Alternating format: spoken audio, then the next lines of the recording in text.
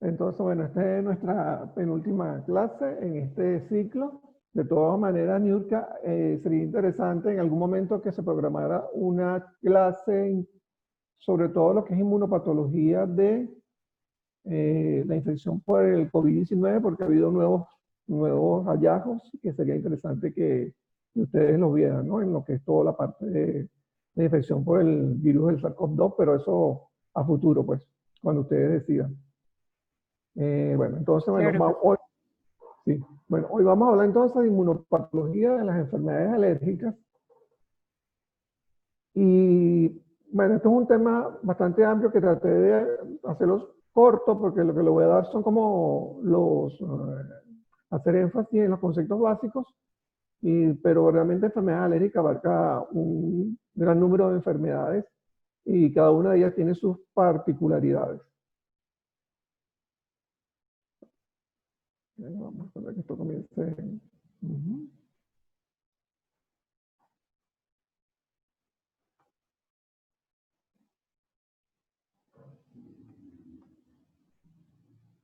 A ver, ¿por qué no pasan?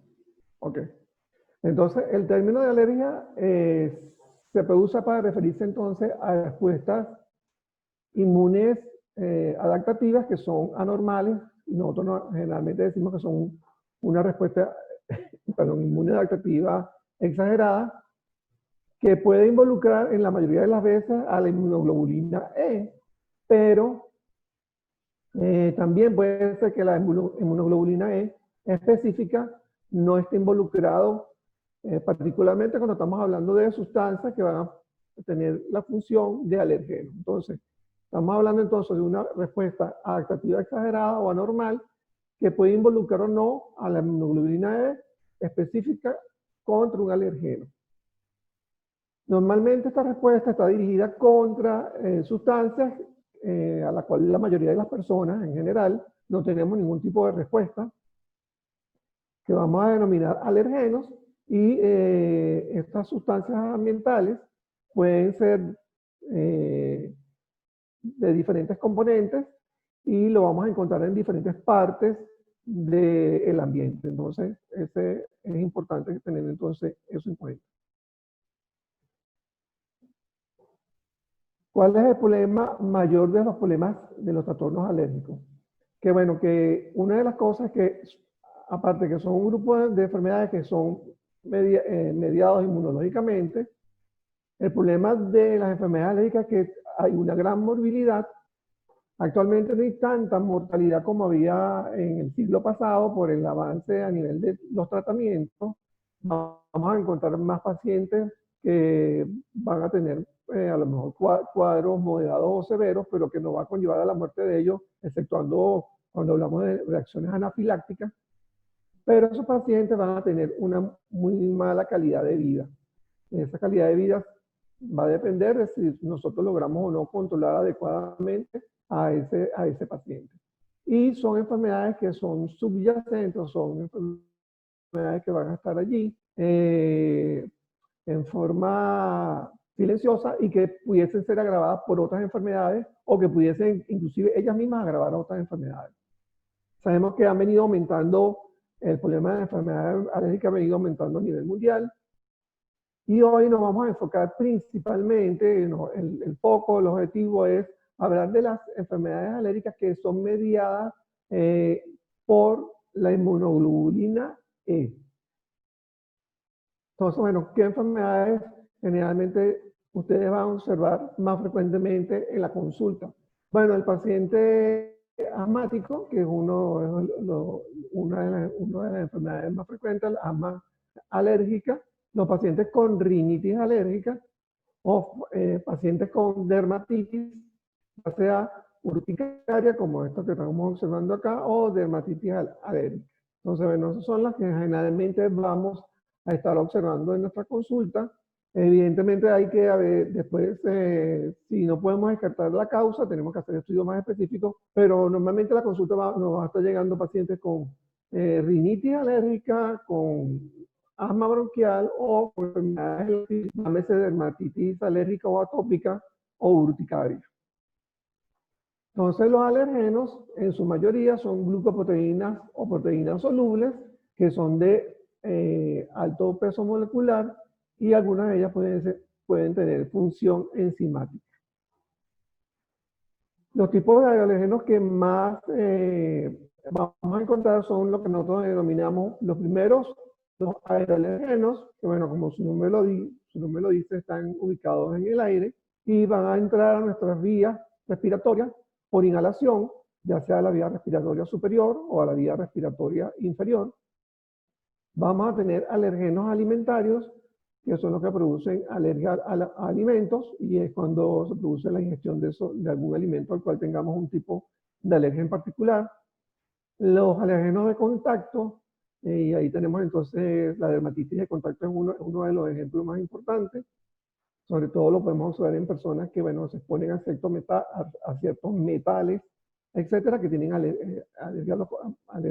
dermatitis de contacto, o pues, químicos que pueden ser medicamentos, pueden ser venenos de insectos, etcétera. Entonces, a esos son los alergenos la gran variedad de alergenos a los que pudiésemos estar expuestos, y si tenemos las condiciones genéticas y tenemos la herencia, pudiésemos tener entonces desarrollar una reacción contra estos alergenos.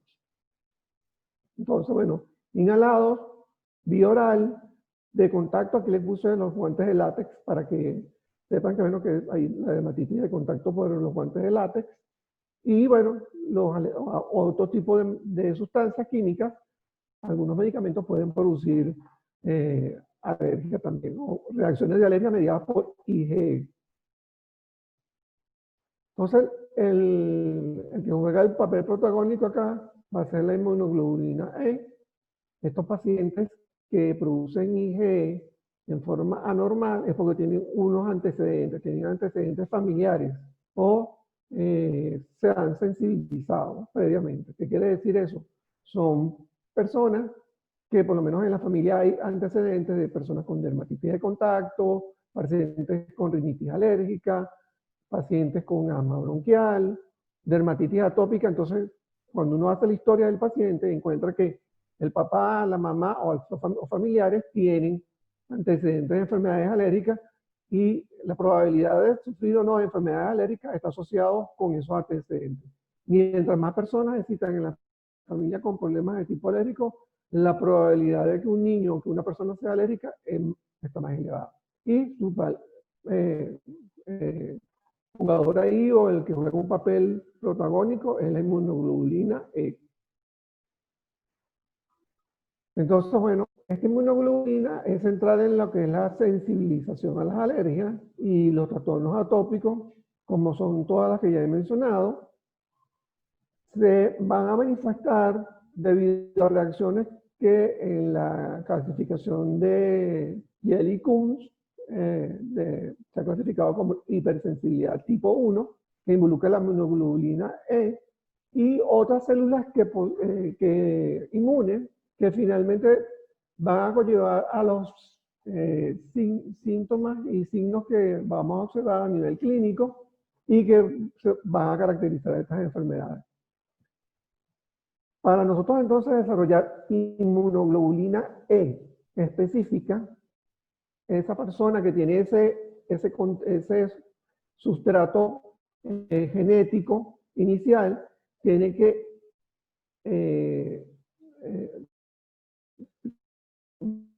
vamos a denominar alergeno, el cual es absorbido, procesado por una célula dendrítica que ya habíamos conversado, que es la principal célula presentadora de antígeno o macrófago, y se lo va a presentar un linfocito T que está en reposo, o un linfocito T naïf o virgen que todavía no sabemos hacia qué vía se va a dirigir. Y si esa persona tiene todo ese sustrato genético, la respuesta que vamos a obtener allí es que va a ser la respuesta hacia donde se va a desviar, es una respuesta de tipo TH2 o linfocitos T cooperadores tipo TH2. Ahí los principales mediadores entonces van a ser la interleucina 4 y la interleucina 13, que van a hacer que las células T cooperadoras iniciales o que han estado en estado de reposo, se diferencian a células TH2 y de ahí van a producir otras citocinas que van a estimular entonces o van a presentar y van a estimular a los linfocitos o células B. Entonces, primero entonces necesitamos mediadores de oxitocina, interleucina 4 y 13, que van a presentar al linfocito T cooperador que está en estado de reposo, y este linfocito T se va a convertir en un linfocito T cooperador que va a presentar el antígeno entonces a la célula B. Y esta célula B, por una serie de un proceso que nosotros ya denominamos recombinación genética, va a producir finalmente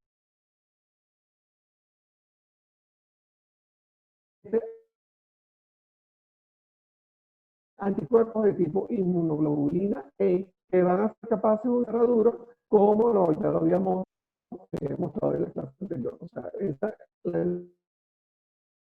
la IG, por lo tanto, va a ser específica. Si yo tengo una IG específica, vamos a poner contra los ácaros del polvo, va a ser contra ciertas partes de esa proteína que tiene los ácaros del polvo, que vamos a denominar epítopos, que ya lo habíamos conversado, y va dirigido a en ese en particular.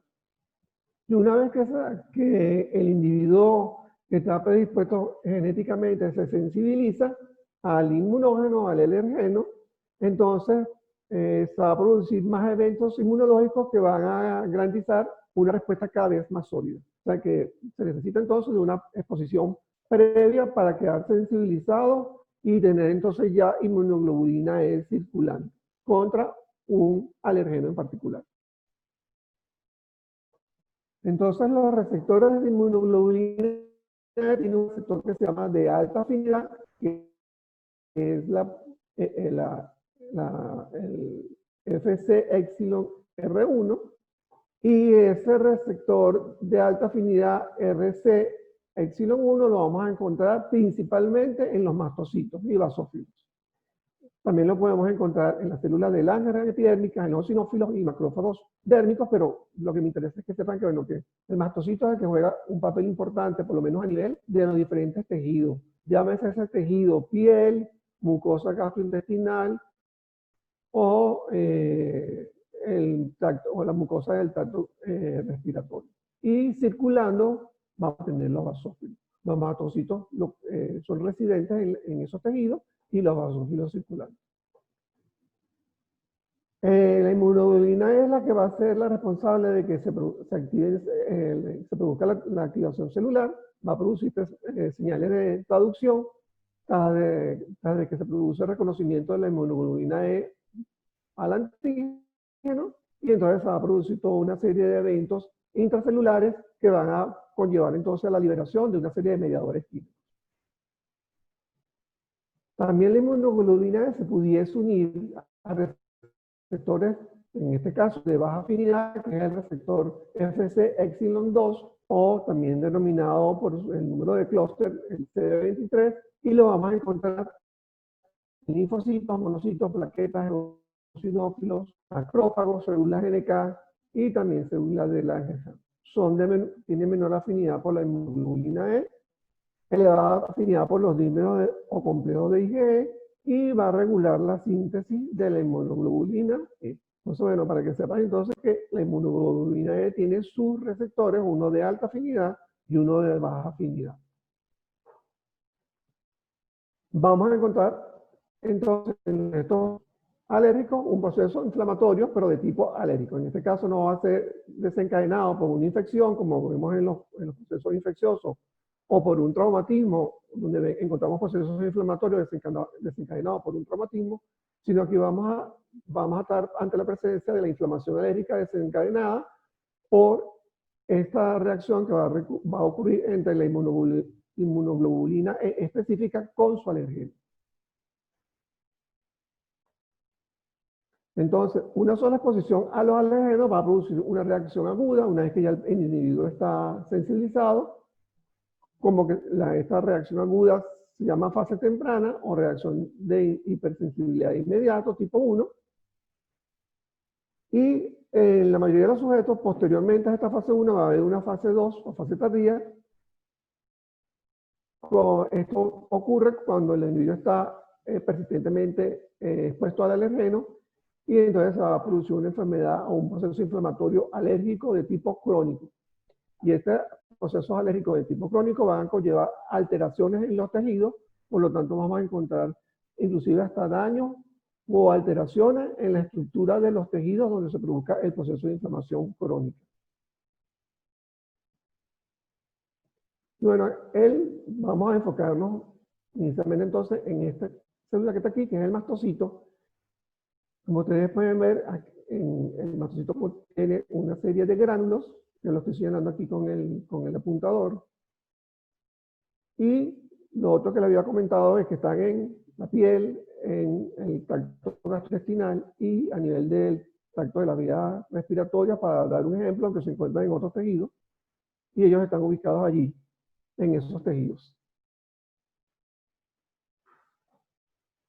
El mastocito juega papeles importantes, sobre todo en muchas funciones fisiológicas y también en la fisiopatología o en la inmunopatología de las enfermedades. Como les dije, se encuentra en todos los tejidos vascularizados. El único lugar donde no vamos a encontrar mastocitos va a ser el sistema nervioso central y la retina. Pero en todos los demás tejidos que estén altamente vascularizados vamos a encontrar mastocitos, exceptuando los dos que ya mencioné. Entonces están ubicados en áreas debajo del epitelio, del tejido conectivo que rodea entonces las células sanguíneas, los músculos lisos, las mucosas y los folículos pilosos. Los mastocitos pueden contener entre 50 a 200 gránulos grandes que almacenan mediadores inflamatorios que incluyen principalmente la histamina, pero vamos a encontrar heparina y una variedad de citocinas, sulfato de condroitina y proteasas neutras. O sea, que va a tener una serie de sustancias que van a conllevar al proceso o que van a amplificar la señal inflamatoria. Entonces, en la fase de sensibilización, ¿qué es lo que vamos a observar? Bueno, aquí tenemos en azul el alergeno, y ese alergeno entonces va a penetrar a el epitelio, la mucosa, y bueno, va a entrar y vamos a encontrar aquí una célula dendrítica, que puede ser célula de Langerhans o cualquier otra célula dendrítica, que va a ser procesado, y posteriormente que se es procesado, va a ser presentado, donde se lo va a presentar entonces, la célula dendrítica se lo va a presentar a un linfocito en el complejo de histocompatibilidad también clase 2, y en este caso, por el tipo de presentación que se hace y el microambiente de citocinas que se utiliza en este caso, porque estamos hablando de un paciente que tiene un contexto o un sustrato alérgico, vamos a tener que ese linfocito al que se le presenta se va a transformar en un linfocito, de un linfocito de reposo a un linfocito TH2 activado. Entonces, bueno, lo mismo, célula dendrítica, se lo va a presentar entonces un linfocito. Este va a ser inicialmente un linfocito TH0, pero después se convierte en un linfocito TH2. Y entonces va a activar al linfocito B, o que va a hacer que se convierta en plasmocito. Y ese plasmocito entonces va a producir entonces inmunoglobulina E. Aquí hay un contexto de citocinas, sobre todo las que juegan un papel importante son interleucina 4 e interleucina 5, por eso que estamos hablando del patrón TH2, que va a hacer entonces que se produzca inmunoglobulina específica, y el mastocito tiene receptores para la porción FC de la inmunoglobulina E. Tiene receptores F1, que son de alta afinidad. Entonces vamos a encontrar que, bueno, se va a unir, la porción, esa inmunoglobulina E se va a unir al mastocito. Entonces, encontramos entonces un mastocito recubierto de inmunoglobulina E y que expone hacia la parte externa la porción FAB del anticuerpo. Y ya tenemos entonces allí un mastocito sensibilizado. Lo que faltaría que llegara ahí es entonces el alergeno.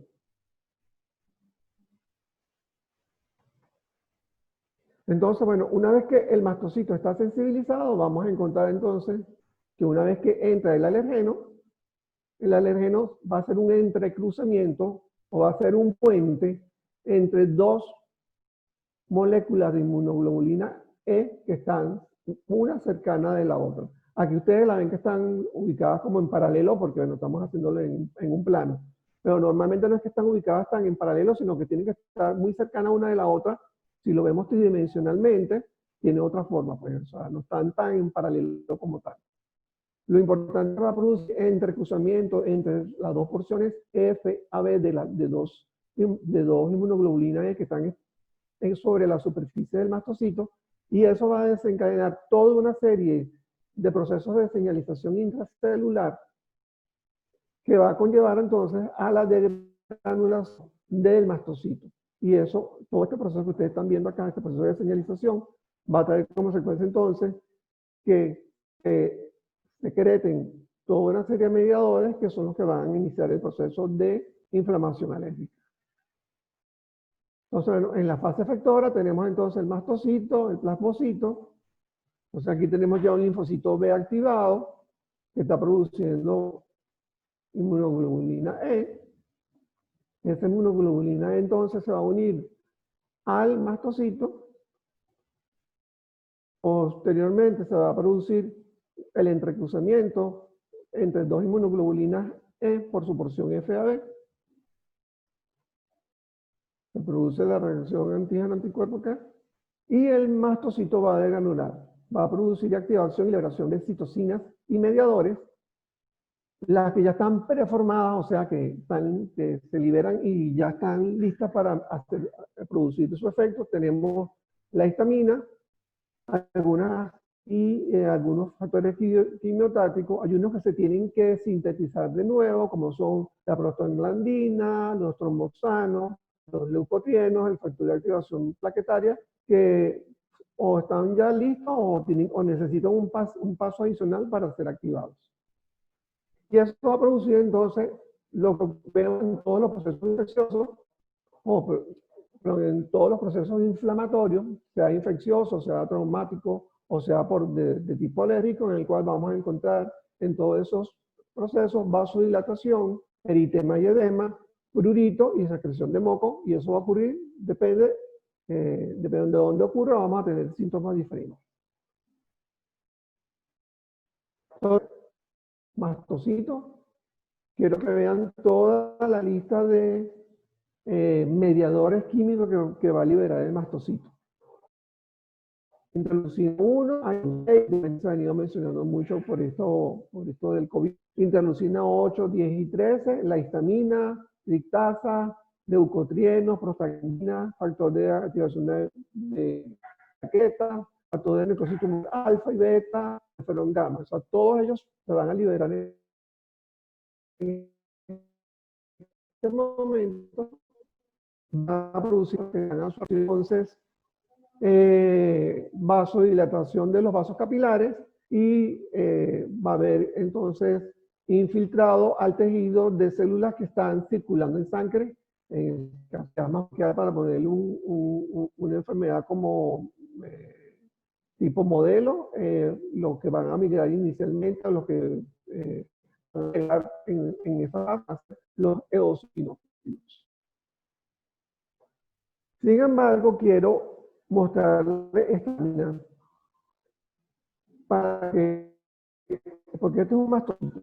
No solamente vamos a tener el receptor expresado en la membrana del mastocito, el receptor FC de alta afinidad para la inmunoglobulina E, sino que ustedes van a ver que hay otro tipo de receptores. Aquí lo estoy señalizando, ¿no? No me voy a poner a nombrar cada uno de ellos, pero quiero que ustedes vean todos estos tipos de receptores que hay ubicados sobre el mastocito. De hecho, ellos acá, se los estoy marcando ahorita, se llama RGPRX2, y bueno, está venido jugando un papel últimamente importante. Porque sí es cierto que en las enfermedades alérgicas, para que se produzca la degranulación del mastocito, un alergeno que produce entre las inmunoglobulinas E que están en la superficie del mastocito, puede ser que por otras vías pueda hacer degranular el mastocito, o sea, por este mecanismo. Y hay algunos medicamentos que pudiesen hacerlo. O sea, hay médicos que no necesitan necesariamente la presencia de inmunoglobulina E, sino que ellos solos pueden unirse a ciertos sectores que están sobre la superficie del mastocito y interactúan con este receptor que el mastocito degranule y se produzca todo el proceso inflamatorio. Así que algunas reacciones que a veces llamamos, porque siempre le ponemos a todo, que eso es una enfermedad alérgica, pero para decir realmente si estamos ante una enfermedad alérgica tendríamos que demostrar que el mecanismo de granulación de ese mastocito o que ese paciente es un paciente que está produciendo IgE específica contra determinados alergenos. Si no, estamos hablando de reacciones de hipersensibilidad. Así que es mejor, sobre todo cuando ustedes vean esas erupciones en la piel o algunos tipos de cutánea, hablar mejor de reacciones de hipersensibilidad, hablar de reacciones alérgicas, porque puede ser que el mecanismo no esté mediado por inmunoglobulina E, sino que directamente el mastocito se granule por la interacción de un medicamento X con un receptor sobre el mastocito. Por supuesto, al liberarse todo este periodo, también al liberarse de la membrana del mastocito, el ácido araquidónico, importantísimo araquidónico porque dependiendo de la vía que está, vamos a tener entonces la producción de prostaglandinas o lipoxígeno, o si se va a poner la lipoxigenasa, vamos a tener entonces la formación de los leucotrienos, que son mediadores en los procesos inflamatorios. Entonces, bueno, la sustancia plasmada más importante es la histamina, que actúa sobre, va a interactuar con su receptor, que es el H1, y están ubicados en los vasos sanguíneos, va a producir vasodilatación e incremento de la permeabilidad capilar. Vamos a tener otras enzimas proteolíticas, como la quininogenasa, que actúa sobre la proteína del quinógeno, produciendo las quininas, las cuales también van a producir vasodilatación, también van a conllevar a aumento de la permeabilidad vascular y pueden estimular las terminaciones nerviosas produciendo dolor, pero en otros casos, en el caso de la inflamación alérgica, produciendo prurito. Por eso es que hay muchas enfermedades alérgicas de piel, o por lo menos a nivel, personas que tienen rinitis alérgica tienen prurito, por estimulación de esas terminaciones nerviosas. Hay otros mediadores, otros efectos de los mediadores, como son el factor quimiotático para eosinófilos, que va a traer los eosinófilos al foco inflamatorio, rantes y eotaxina, el factor quimiotático para neutrófilos, con capacidad de atraer y estimular los neutrófilos, la heparina, que va a inhibir la coagulación y va a favorecer entonces que lleguen más células del torrente circulatorio al sitio donde se está produciendo el proceso inflamatorio. Y las sustancias que son sintetizadas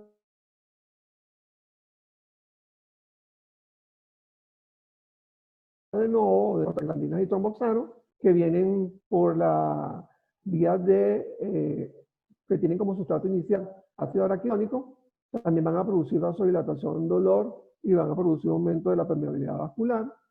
Los leucotrienos, que son un factor quimiotático sobre todo para neutrófilos, pero también van a traer neutrófilos, pueden atraer a otros mastocitos, aunque ya le dije que son células residentes, se puede hacer que maduren nuevas células y circulen y lleguen al sitio también, y macrófagos.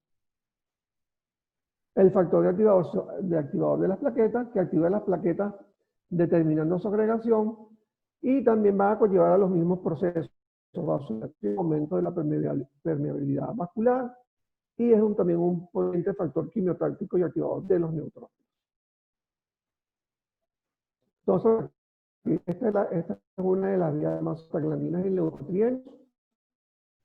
Viendo acá. Entonces, esta de la prostaglandina que va a producir toda esta serie de prostaglandinas, produciendo ya lo que había mencionado. Y aquí está la vía de leucotrienos, que los leucotrienos generalmente hacen un poquito días de la. Generalmente vemos inicialmente las prostaglandinas, pero los leucotrienos van a mantener el proceso inflamatorio. Le voy a entonces hablar brevemente de dos modelos, pero sin embargo, antes de entrar en modelos, quiero hablar de lo que se llama la marcha tópica.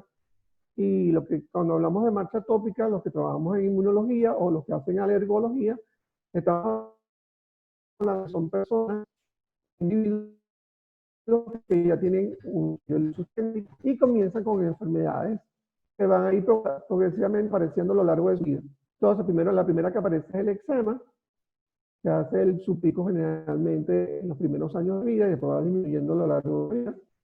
Después va a aparecer la alergia a los alimentos. Generalmente por eso vemos mayor problemas de alergia a alimentos en niños. Va disminuyendo. Después vamos a observar el asma, que también aparece en los primeros años de la vida y después también va disminuyendo progresivamente su incidencia. Y la rinitis alérgica, que más bien va a ir aumentando a medida que aumentan los años. O sea, encontramos comienza en la infancia, pero va aumentando a medida que llegan los años y se mantiene. Entonces, eso es lo que llamamos la marcha alérgica, porque algunas personas pueden tener una, dos, tres o todas esas enfermedades en esa forma simultánea. A lo mejor vamos a tener solamente un paciente con eczema, solamente un paciente con rinitis o asma o alergia alimentaria, o podemos tener pacientes que pueden tener varias de estas enfermedades en simultáneo o secuencialmente. El modelo entonces vamos a hablar del asma bronquial, que se caracteriza por episodios recurrentes de la obstrucción de la vía aérea. Se puede revertir espontáneamente o después del uso de medicamentos broncodilatadores, sobre todo los agonistas. Vamos a encontrar en estos pacientes hiperreactividad viral e inflamación crónica de la vía aérea. Importante para los que están en tercero, cuarto, quinto año. Todos los pacientes con asma bronquial son hiperreactivos, más no todos los pacientes que tienen hiperreactividad bronquial son asmáticos, porque la hiperreactividad bronquial puede ser causada por muchos factores, sobre todo por infecciones de origen viral al comienzo de la vida de los seres humanos. O sea que no toda hiperreactividad bronquial es igual a asma, pero todo paciente asmático tiene hiperreactividad bronquial. Entonces, ¿cuáles son los factores del huésped para que ese individuo,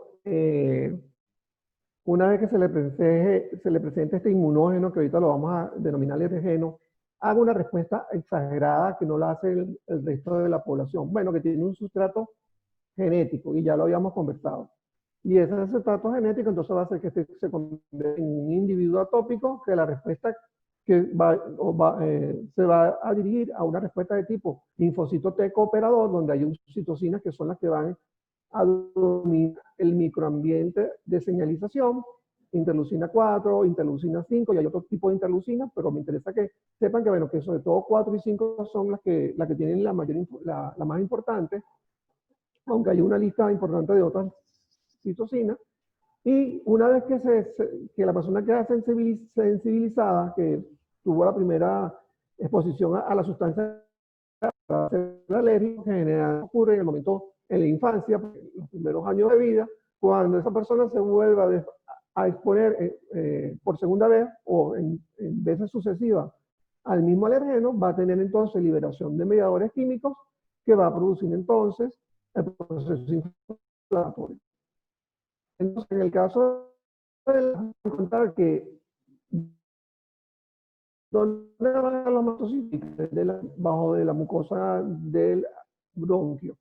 ¿Qué sucede en el momento en que esos mastocitos son de granula? Van a producir todo un proceso de liberación de sustancias o mediadores químicos, toxinas, entre ellas la histamina, pero hay muchas más, y bueno, se va a producir un proceso inflamatorio que va a producir broncoconstricción, va a producir edema del bronquio y va a producir aumento de la secreción de moco.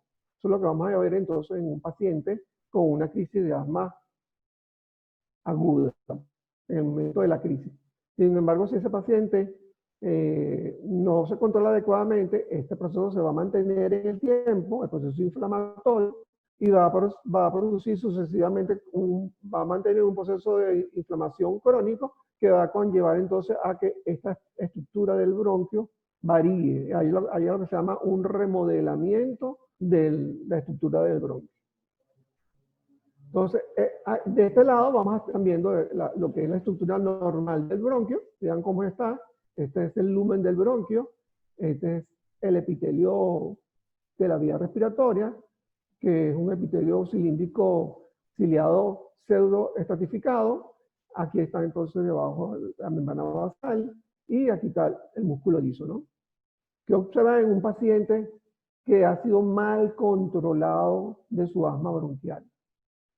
Y hablo de la palabra mal controlado porque el resolver un problema del asma bronquial en un individuo no es que llega a la emergencia, le doy un broncodilatador, mejoró y se fue a su casa. Esa no es la forma de controlar un paciente asmático. La forma de controlar un paciente asmático es hacer el diagnóstico correcto. Por supuesto que tenemos que resolverle su problema, su crisis, pero una vez que le diagnosticamos el asma bronquial, tenemos que utilizar otros mecanismos terapéuticos que no solamente son broncodilatadores para evitar que ese paciente evolucione esto que ustedes están viendo aquí al lado. Aquí hay un cambio completo de la estructura del bronquio. Ven que hay un engrosamiento de la mucosa, hay un engrosamiento de la membrana basal y se deposita colágeno, y hay un aumento entonces del músculo liso. Vean cómo hay una hipertrofia del músculo liso. Entonces, por eso que le mencioné que se produce un remodelamiento de la estructura del bronquio. Por supuesto que si tenemos un paciente bien controlado, evidentemente no vamos a evolucionar a esta forma de asma, a este problema de reestructuración. Eso lo vemos en pacientes con asma bronquial incontrolada. Entonces, el alergeno a la célula presentadora de antígeno, ya sabemos que va para TH2, va a producir interleucina 4 y 13, que va a hacer que la célula plasmática o el plasmocito produzca globulina E, que se une entonces el mastocito. Tenemos dos inmunoglobulinas E unidas al mastocito a través del receptor FC, y produce el entrecruzamiento de las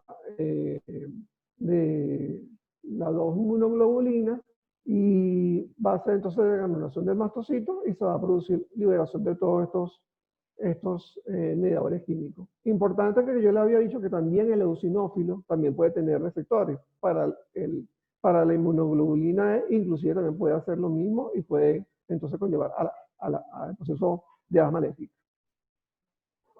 Por eso es que de todos los polimorfos nucleares que yo les comenté, porque también habíamos hablado de que los neutrófilos también podemos encontrarlos en el proceso inflamatorio alérgico, los eosinófilos son los que juegan un papel más importante que los neutrófilos. Es una célula que tiene un papel prominente en el proceso de inflamación alérgica. Gran parte es porque estas células se reclutan inicialmente de la médula ósea como precursores CD34, luego de la liberación de la prostaglandina D2 y de leucotrienos, citocinas y quimiosinas de las vías respiratorias de los pacientes asmáticos. ¿Qué quiere decir eso? El paciente asmático hace su reacción y los mastocitos liberan todos sus mediadores químicos. Y también se produce ácido araquidónico, que también va a ser el precursor de los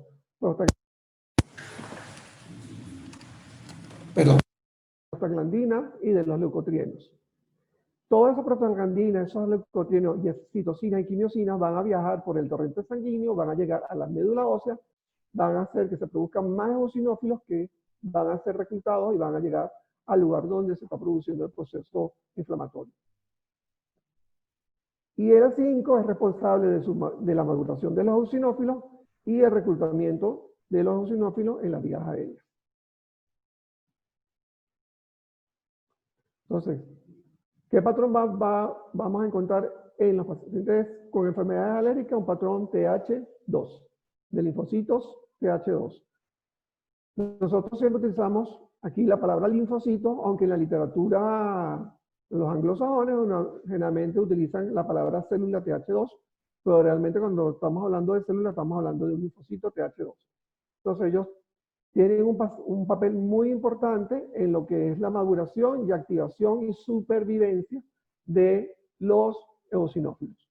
Desde el momento desde que ellos aparecen hasta que los comprometen a hacer el proceso de convertirse en eosinófilos, van a conllevar el proceso de maduración de los eosinófilos a través de la interleucina 5, la pueden ver en todos los pasos, maduración, activación y supervivencia, y después entran otras citocinas también a jugar un papel importante en la fase final de activación y supervivencia de los eosinófilos.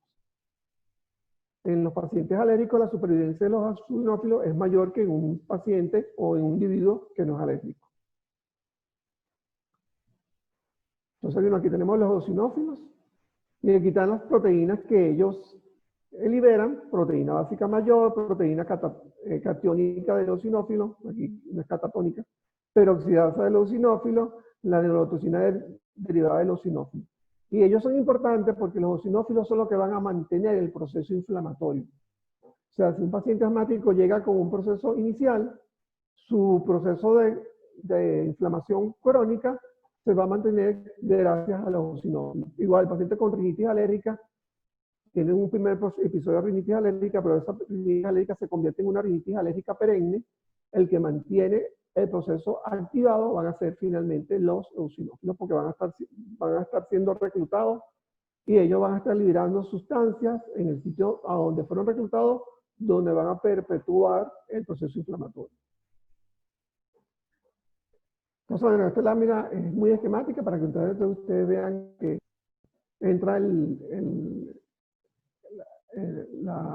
antígeno a la célula presentadora, lo presenta.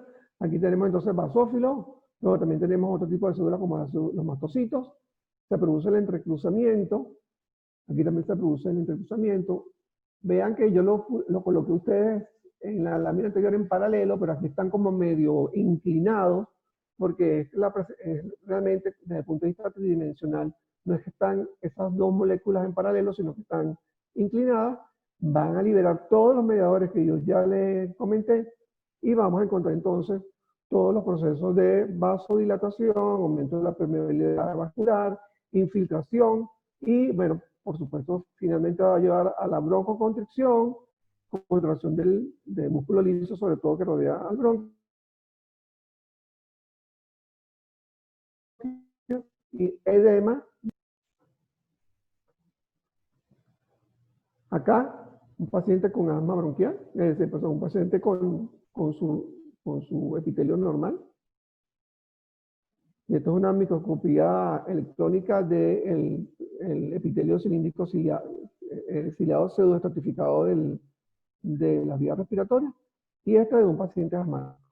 Vean como toda la estructura se alteró completamente por el proceso inflamatorio. Se perdieron los cilios y se perdió toda la estructura como tal.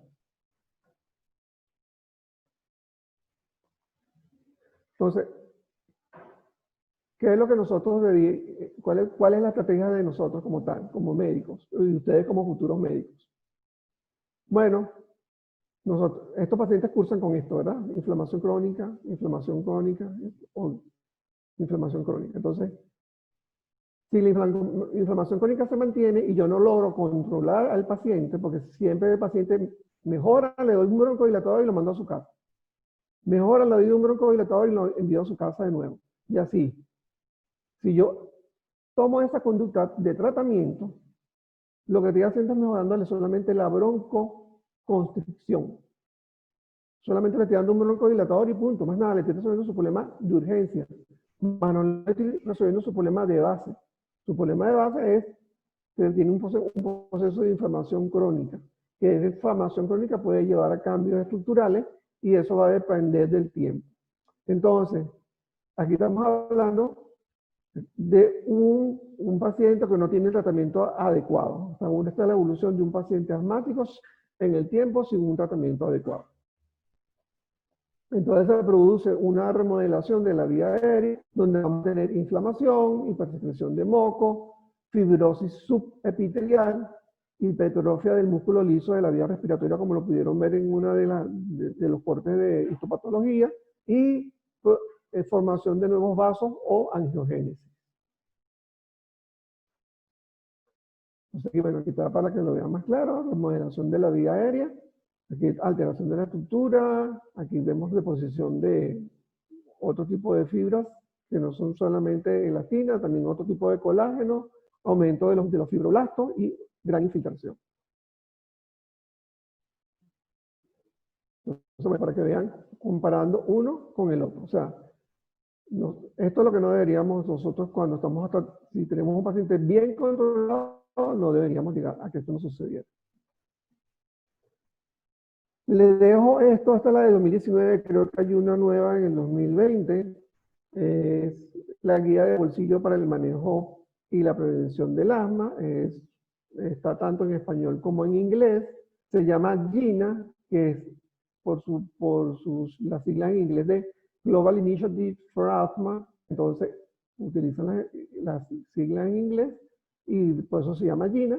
Esa la pueden conseguir, la googlean y la van a conseguir en Google y está libre para cualquiera que esté interesado en saber cómo debe hacer el correcto manejo de la prevención y el tratamiento del asma. Esta guía funciona tanto hay una que está dedicada a los niños y otra está dedicada a los adultos. Así que hay dos versiones, ¿no? Porque el tratamiento varía un poco de si es niño o es adulto. Pero ahora tienen libre en internet, la deben tener como manual de referencia para el tratamiento adecuado. No se olviden que, aunque hay tratamiento farmacológico, como en el caso del asma, broncodilatadores o esteroides inhalados, lo más importante es evitar al alergeno. Una de las cosas que nosotros hablamos a los pacientes que sufren de procesos alérgicos es que tienen que evitar la sustancia de lo que es alérgico o tratar de no exponerse a lo que es alérgico. Uno de los alergenos más importantes, sobre todo en asma o rinitis alérgica, son estos señores que se llaman los ácaros. Aquí están amplificados. Aquí están en la almohada de cualquiera de ustedes. Y bueno, también en mi almohada, no solamente, sino no en la de ustedes, sino también en la mía. Viven con nosotros, duermen con nosotros y si uno es alérgico, bueno, uno las deposiciones de ellos, pues ellos se comen todo, la descamación de la piel, cabello, etcétera, y las evacuaciones de ellos tienen unas proteínas que son las que nos van a desencadenar la reacción alérgica a alérgicos. Así que bueno, el enemigo duerme con muchos pacientes alérgicos, sobre todo los que son los que tienen rinitis y asma bronquial, pero también con los pacientes que tienen dermatitis alérgica. Bueno, creo que ahí con eso es todo para oír las preguntas.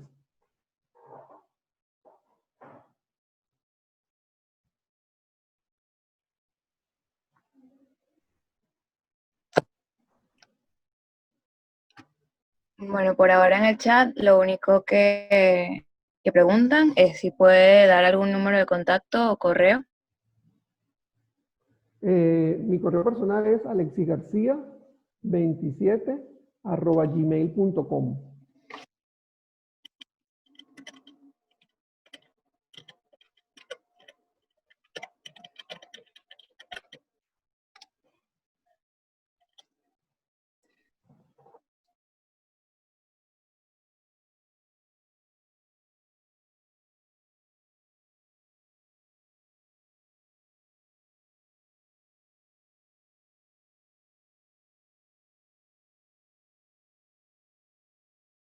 Después, una Y semana más vea, tarde, y luego los... ¿Ah? y una semana más tarde, después tenemos al paciente nuevo en la emergencia, así que hay que tratarlos adecuadamente. Es correcto. ¿Alguna recomendación para el tratamiento de los ácaros? Bueno, para el tratamiento de los ácaros, bueno, hay hay una forma de eliminar los ácaros, ¿no? O por lo menos disminuir, no eliminarlos completamente, pero sí disminuir la presencia de ellos. Entonces, a las personas alérgicas uno le recomienda, entonces, por lo menos, sobre todo lo que es la almohada, por eso puse la almohada allí como en la lámina. La almohada tiene que por lo menos cambiarse por unas 2 veces al año. La persona que es alérgica, no, los que no somos alérgicos no tenemos ese problema, porque es alérgico sí. Y lavado frecuente, que es toda la ropa de cama, porque los ácaros viven allí normalmente. Y bueno, la limpieza de la casa en forma más frecuente, sobre todo no evitar lo que es barrer, porque barrer produce el levantamiento del polvo y ese polvo puede quedar suspendido en el aire por inclusive hasta 48 horas, sino hacer limpieza en húmedo. Es mejor, sobre todo cuando estamos hablando del cuarto. Las personas que son muy alérgicas, por supuesto, inclusive deberían utilizar, ahorita que estamos con la moda de usar tapabocas o mascarilla, deberían utilizar mascarilla mientras están haciendo el proceso de limpieza de la casa, para evitar exponerse al polvo, y porque en ese polvo están las deposiciones de los ácaros. Hay también forros para las almohadas, forros especiales para las almohadas, para el colchón, que son antiácaros. Y también hay inclusive algunas sustancias que son acaricidas, o sea, que se utilizan para matar a los ácaros, pero esas son mucho más costosas y realmente creo que sería algo muy complicado para tener aquí en Venezuela, pero sí recomendamos, sobre todo hay unos forros especiales antialérgicos para la almohada y para el colchón. Y la limpieza o el cambio frecuente de la ropa de cama a las personas que son alérgicas, por supuesto. Ok. Preguntan si el remodelado de la mucosa bronquial se puede revertir con tratamiento farmacológico. Sí, el remodelado de la vía respiratoria no es un remodelado que vaya a ser permanente. Claro, eso depende de cuánto tiempo tenga la persona con la evolución de la enfermedad. Pero normalmente si nosotros logramos controlar adecuadamente el asma, y cuando digo controlar adecuadamente, es que esa persona no haga esto que yo le presenté a ustedes, que hace una crisis, mejora, hace una crisis, mejora y así, ¿no? Sino que mantenerlo controlado, hay una reversión del remodelado de la vía aérea. O sea que esos cambios estructurales que ustedes observaron se van a revertir y vamos a tener de nuevo una vía aérea que va a estar, o que se va a parecer mucho, por decirlo así, o va a ser muy parecida a la vía aérea original. Pero eso depende de que si logramos el control y no hacia donde deberíamos ir al control total del paciente. Profe, ¿puede repetir lo último? Que creo que no se escuchó esa última, como 10 palabras que dijo. Ok, o sea, en el caso del paciente, nosotros no deberíamos permitir que haga esos picos, o sea, que haga la crisis, mejore, le damos solamente un broncodilatador de la crisis y después mejore. No, tenemos que lograr el control del paciente, o sea, el control de su asma bronquial. Eso lo hacemos no solamente con broncodilatadores, sino hay otros medicamentos que se utilizan. El más importante de ellos son esteroides inhalados. Y el buen control del paciente hace que los cambios estructurales que ustedes vieron se puedan revertir parcialmente, no totalmente, pero sí parcialmente, sobre todo dependiendo de la severidad del asma que tenga ese individuo. Ok. Pregunta, en fase inicial participan mastocitos y basófilos y luego los eosinófilos en crónica. Sí, eso es correcto. En la fase aguda, en la crisis aguda participan los mastocitos y basófilos, y ya en la fase crónica, en la fase tardía del proceso inflamatorio alérgico, llegan los eosinófilos y mantienen el proceso inflamatorio. Por decirlo así, los eosinófilos son los que van al final mantener el proceso inflamatorio ahí latente. Ok. Ok, le piden que por favor repita sobre diferencia entre alergia e hipersensibilidad y si de esta manera también pasan las alergias alimentarias. Sí, hay que tener, o sea, la diferencia entre una y la otra es si es mediada o no es mediada por la inmunoglobulina E. decimos que estamos ante un proceso alérgico, generalmente eso es lo que utilizamos como conceptualmente, cuando el proceso logramos demostrar que el proceso es mediado por la inmunoglobulina E. Si no es mediado por la inmunoglobulina E, sino que el fármaco o el alimento en particular directamente hace de granulación del mastocito, entonces ahí no hay, como no está mediado por inmunoglobulina E, estamos hablando de un proceso de hipersensibilidad. Entonces, para hablar de alergia tendríamos que demostrar la presencia de inmunoglobulina E específica contra un determinado alergeno. Si no lo demostramos, entonces estamos hablando de un proceso de hipersensibilidad. Ok. Y bueno, la última pregunta que hay por ahora dice que nos podría comentar sobre la teoría de la higiene y la alergia. Sí, la teoría de la higiene y la alergia es una teoría que, bueno, que ya tiene como, vamos a decir, como 20 años, en el cual se ha venido demostrando que las personas esos fueron estudios que se hicieron en personas que vivían en granjas, con relación a las personas que viven en las ciudades.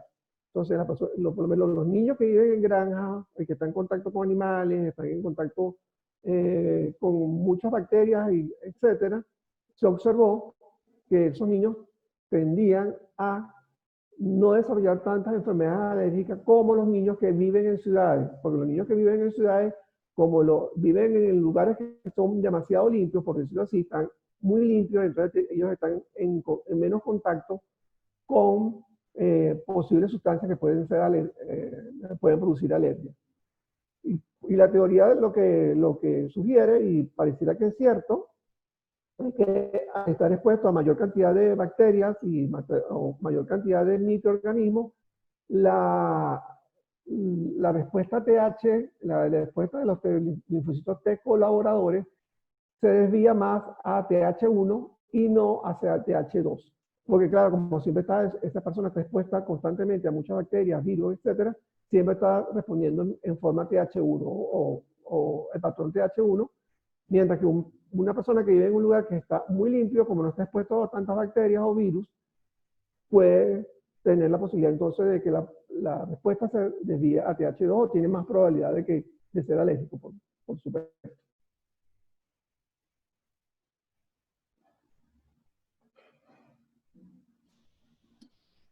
Ok, por acá preguntan por qué la definición de alergia dice respuestas inmunes adaptativas anormales que pueden involucrar o no la inmunoglobulina E, si podemos llamarle de esa forma, a menos que se compruebe la presencia de IgE específica. Si no podemos Ah, llamarle de esa forma, a menos que se compruebe la presencia de IgE específica, perdón. claro, lo que quiero decir, lo que estábamos comentando ahorita, que a lo mejor puede ser que haya un error ahí en la redacción, que creo que sí lo hay, yo tengo que revisarlo de nuevo, pero lo importante es que tengan claro que para poder, primero es una reacción anormal, eso tenemos que decirlo, una respuesta exagerada, que vamos a encontrar solamente en algunos individuos que tienen un sustrato genético. Y para yo denominarla o para yo decir que es una enfermedad de tipo alérgica, tengo que demostrar que es mediada por mi inmunoglobulina E. Si no es mediada por inmunoglobulina E, entonces yo hablaría de una reacción de hipersensibilidad. Por eso es que yo prefiero, cuando me llegan pacientes con una erupción en la piel, o una urticaria, o cualquier tipo de erupción en la piel, yo prefiero llamarlo mejor y me dijo, no, me tomé un medicamento y me salió esto, me tomé este medicamento, me salió esta erupción. Yo no puedo decirle que es un paciente alérgico a, yo lo que puedo decir es que tiene una hipersensibilidad a ese medicamento, porque bueno, estoy demostrando causa-efecto, o sea, se tomó por lo menos un antiinflamatorio no esteroideo, diclofenac o ibuprofeno, cualquiera de estos antiinflamatorios no esteroideos, y hizo una reacción de hipersensibilidad, o sea, hizo una erupción en el cuerpo, hizo edema en alguna parte del cuerpo, y yo lo que estoy hablando entonces es una reacción de hipersensibilidad, porque hasta que no demuestre que eso sea mediado por IgE, no puedo decir que es una reacción de tipo alérgica.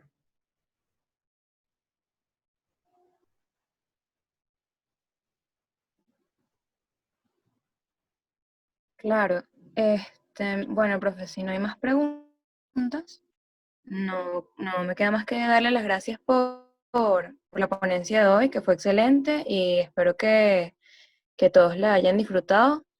Este, y bueno, durante el transcurso del día de mañana, le estaremos enviando la trivia correspondiente a sus correos. Este, y bueno, despedirnos y decirnos que nos vemos la semana que viene para la última clase de este ciclo de videoconferencia. Ok, perfecto. La próxima creo que es investigación y desarrollo de vacunas, ¿no? Es lo que vamos a hablar. Así es. Ok, perfecto. Sí, Bueno, exactamente. nada, Investigación y desarrollo de vacunas. es un tema ahorita importante en este momento. Por supuesto, sobre todo con la situación de la pandemia. Exactamente, para que ustedes vean cómo es el Entonces, proceso y qué es lo que se está haciendo actualmente. Por eso quise colocarlo como un tema para que ustedes lo puedan ver y tener una información. Estoy tratando de ponérselo lo más nuevo posible, lo último que está saliendo para que se actualicen en el tema de vacunas.